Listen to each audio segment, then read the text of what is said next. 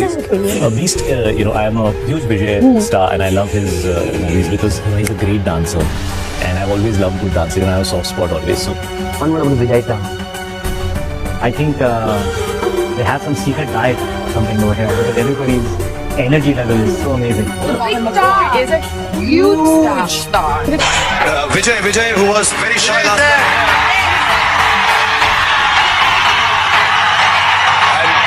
I loved watching my co-actor Vijay, and he was one of the first few influences in my life. He had tremendous humility on set. Vijay's film, nobody has seen the Poku.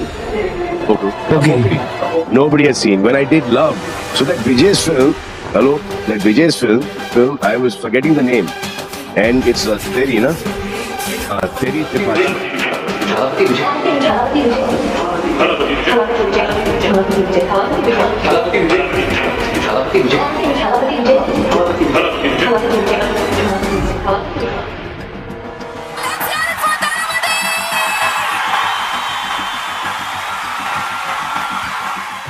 मुझे लगता है थलपति विजय की retirement वाली move उनके career को destroy भी कर सकती है। थलपति ऐसे टाइम पे हैं जब उनके पास काफी बड़ी बड़ी मूवीज हैं और काफी बड़ी बड़ी मूवी के सीक्वल्स भी हैं, और अगर थलपति ये सारी मूवी कर लेते हैं तो वो तमिल सिनेमा को पहली क्या दूसरी और तीसरी भी 1000 करोड़ वाली मूवी दे सकते हैं। नो डाउट थलपति ये सभी मूवी अगर कर लेते हैं तो वो पैन वर्ल्ड स्टार भी बन सकते हैं, और ये सभी मूवी करने के बाद कोई बड़ा डायरेक्टर लाइक SS राजामौली अपनी मूवी में थलपति को साइन भी कर लेगा तो कोई बड़ी बात नहीं होगी। थलपति ने काफी अच्छी मूवीज की है, लेकिन आज तक एक भी ऐसी मूवी नहीं की जिसके बाद पूरे इंडियन सिनेमा में खलबली मच गई हो। लाइक बाहुबली के बाद प्रभास, एनिमल के बाद रणबीर कपूर, छावा के बाद विक्की कौशल, KGF के बाद यश एंड पुष्पा के बाद अल्लू अर्जुन। इन सभी ने अपनी इन्हीं मूवीज के बाद पूरे इंडियन सिनेमा में खलबली मचा दी थी। लेकिन थलपति अगर मूवीज से रिटायरमेंट नहीं लेंगे तो वो काफी ऐसी मूवीज लेके आ सकते हैं जो इंडियन सिनेमा में खलबली मचाने का दम रखती हैं। थलपति मूवीज से रिटायरमेंट ले रहे हैं पॉलिटिक्स की वजह से, बट थलपति 2026 का इलेक्शन अगर हार जाते हैं तो चांसेस होंगे कि वो अपना मूवी करियर बचा सकें। लेकिन बाई चांस वो 2026 का इलेक्शन जीत गए तो बहुत कम चांसेस हो जाएंगे कि फिर थलपति अपना मूवी करियर बचा पाए। ना वो बताता हूँ कि थलपति विजय के अगेंस्ट पॉलिटिक्स में दो ऐसी पार्टीज हैं जो कंटिन्यूअसली 30 साल से इलेक्शन जीतती हुई आ रही हैं। उनके सामने थलपति कैसे जीत पाएंगे, और अगर थलपति इलेक्शन जीत जाते हैं तो कैसे उनका मूवी करियर डिस्ट्रॉय हो सकता है, और अगर इलेक्शन हार जाते हैं तो कैसे वो अपना मूवी करियर बचा पाएंगे। एंड थलपति की वो कौन सी मूवीज हैं जो 1000 करोड़ का कलेक्शन कर सकती हैं, एंड बड़े बड़े डायरेक्टर्स थलपति को अपनी मूवी में कब और कैसे साइन कर सकते हैं। थलपति की टीवी के पार्टी के अगेंस्ट AIADMK एंड DMK की पार्टी है जो लास्ट 30 ईयर से इलेक्शन जीतती हुई आ रही है, और प्रेजेंट में भी DMK पार्टी के MK स्टालिन CM है। कुछ टाइम पहले थलपति मुस्लिम के इफ्तार इवेंट में शामिल हुए थे ताकि थलपति को मुस्लिम सपोर्ट मिल सके। एंड थलपति लोअर कास्ट से बिलोंग करते हैं तो लोअर कास्ट को टारगेट भी कर रहे होंगे, बट DMK पार्टी का base he Muslim and lower caste का है। इसका मतलब जो थलपति का टारगेट है वो DMK पार्टी ने ऑलरेडी अचीव किया हुआ है। According to my research MK Stalin ने 2021 से 2025 तक काफी सही काम किया है, एंड प्रोबेबली पब्लिक भी खुश है उनसे एंड उनके काम से। अब ऐसे में थलपति 2026 में CM बनेंगे ये काफी मुश्किल हो जाता है, क्योंकि जो थलपति का टारगेट है वो ऑलरेडी किसी और से इम्प्रेस है और किसी और ने अचीव भी किया हुआ है विद पब्लिक पॉजिटिव रिस्पॉन्स। ऊपर से थलपति की पार्टी न्यू है और दैट्स व्हाई उनका 0% पॉलिटिकल एक्सपीरियंस भी है। लेकिन DMK एंड AIADMK के पास काफी पॉलिटिकल एक्सपीरियंस भी है। अब आप सबके दिमाग में एक क्वेश्चन आ रहा होगा कि थलपति के पास तो काफी फैन फॉलोइंग है। थलपति की फर्स्ट पॉलिटिकल कॉन्फ्रेंस में भी काफी क्राउड इकट्ठा हुआ था। देखो क्राउड इकट्ठा करना अलग है, लेकिन उस क्राउड को वोट में कन्वर्ट करना बहुत मुश्किल। उस क्राउड में काफी सारे लोग तो ऐसे भी होंगे जो सिर्फ थलपति को देखने आए होंगे, उनको मतलब भी नहीं होगा कि थलपति को वोट करना है या नहीं। एग्जाम्पल से समझते हैं, प्रवास की काफी ह्यूज फैन फॉलोइंग है एंड उनकी पब्लिक इमेज भी काफी क्लीन है। इट डजंट मीन कि वो नरेंद्र मोदी के अगेंस्ट खड़े होकर प्राइम मिनिस्टर बन जाएंगे, क्योंकि पब्लिक किसी को भी वोट तभी देती है जब उसको ये ट्रस्ट होता है कि वो इंसान उनके लिए कुछ करेगा। लेकिन फिर भी बाई चांस थलपति 2026 का इलेक्शन जीत जाते हैं तो ये श्योर हो जाएगा कि वो 5 साल तक मूवी बनाने की सोचेंगे भी नहीं। लेकिन पॉलिटिक्स में कभी कोई परमानेंट नहीं होता है। जैसे आज PM नरेंद्र मोदी हैं, आने वाले 10-20 सालों में नरेंद्र मोदी ही PM रहे, ये जरूरी तो नहीं, कोई ना कोई आके उनको रिप्लेस जरूर कर देगा। और जब तक थलपति को कोई रिप्लेस करेगा तब तक इंडियन सिनेमा काफी आगे जा चुका होगा। प्रोबेबली फ्यूचर में इंडियन सिनेमा की मूवीज का स्केल और भी ज्यादा ग्रैंड हो जाएगा और बिग डायरेक्टर्स का स्टाइल एंड विजन भी काफी चेंज हो जाएगा। एंड देन 5 से 10 साल बाद थलपति वापस से मूवी करने की सोच है तो फिर शायद ही उनको कोई बड़ा डायरेक्टर मूवी ऑफर करेगा, बिकॉज तब तक और एक्टर्स आ जाएंगे एंड कुछ ऐसे सुपरस्टार्स आ जाएंगे जिनकी मार्केट वैल्यू और ज्यादा बढ़ चुकी होगी, और फिर थलपति के साथ मूवी करने का कोई बड़ा डायरेक्टर शायद सोचे भी ना। पर थलपति 2026 का इलेक्शन हार जाते हैं तो उनपे कोई और चॉइस बचेगी नहीं मूवीज में वापस आने के लिए। एंड फिर थलपति अपनी मूवीज के सीक्वल्स भी कर सकते हैं। तमिल सिनेमा को पहली और दूसरी तीसरी 1000 करोड़ वाली मूवी भी दे सकते हैं, जिसमें पहली तो गोट वर्सेस ओजी ही हो जाएगी, बिकॉज गोट मूवी 400 करोड़ के बजट में 455 करोड़ का कलेक्शन करती है। एंड गोट मूवी में थाला अजीत की मूवी मनकथा के भी काफी सारे रेफरेंसेस देखने को मिले थे। एंड गोट वर्सेस ओजी की हाइप ऑलरेडी काफी है, और ऐसे में थलपति एंड थाला अजीत का कोलैब हो गया इस मूवी के लिए तो लिटरली ऑडियंस पागल हो जाएगी। थलपति एंड अजीत कुमार के कोलैब से गोट वर्सेस ओजी इजीली 1000 करोड़ का कलेक्शन कर लेगी। दूसरी है मास्टर 2। मास्टर 2 135 करोड़ के बजट में 300 करोड़ का कलेक्शन करती है, वो भी कोविड के टाइम पे। लेकिन ओटीटी और टेलीविजन पे मास्टर की टीआरपी काफी हाई रही थी एंड ये मूवी मुझे भी इतनी पसंद आई थी कि इस मूवी के बाद मैं विजय का फैन हो गया था। और अब तो लोकेश कनगराज ने भी कंफर्म कर दिया है कि वो मास्टर बनाने के लिए बहुत ज्यादा एक्साइटेड है, बिकॉज उनको जेडी की वाइब काफी पसंद आई थी और लोकेश के पास मास्टर के लिए काफी बढ़िया स्टोरी भी है। मास्टर कोविड के टाइम 300 करोड़ कमा सकती है, तो मास्टर 2 सिंगल रिलीज में 1000 करोड़ का कलेक्शन तो कर ही लेगी। तीसरी है लियो 2। 300 करोड़ के बजट में इसने 620 करोड़ का कलेक्शन किया था एंड एलसीयू की हाईएस्ट ग्रॉसिंग मूवी भी बन गई थी। ऑनेस्टली कहूं तो लियो 2 की हाइप ऑलरेडी बहुत ज्यादा बनी हुई है एंड लियो 2 में कमल हसन, कार्ति एंड सूर्या इनमें से किसी एक की भी एंट्री हो गई तो डेफिनेटली इसको 1000 करोड़ का कलेक्शन करने से कोई नहीं रोक सकता। और अगर सब ठीक रहा तो थलपति इंडियन सिनेमा में प्रभास, अल्लू अर्जुन, यश, रणबीर कपूर की तरह खलबली भी मचा सकते हैं। और 3 मूवीज किसी एक्टर की बैक टू बैक 1000 करोड़ का कलेक्शन कर लें तो बड़े बड़े डायरेक्टर सबसे पहले उनको अपनी मूवीज के लिए साइन करेंगे एंड थलपति की एक्टिंग में वो पोटेंशियल है जो एक पैन वर्ल्ड स्टार की एक्टिंग में होनी भी चाहिए। लेकिन जो एक्साइटमेंट थलपति में नजर आ रहा है पॉलिटिक्स को लेकर, उसके चलते ये थोड़ा पॉसिबल कम होगा कि वो मूवीज वापस से बनाए। बट मेरा ओपिनियन यही है कि थलपति पवन कल्याण की तरह बीजेपी ज्वाइन करके देश के लिए काम करें। इससे ये होगा कि थलपति पे इतना टाइम रहेगा कि फिर वो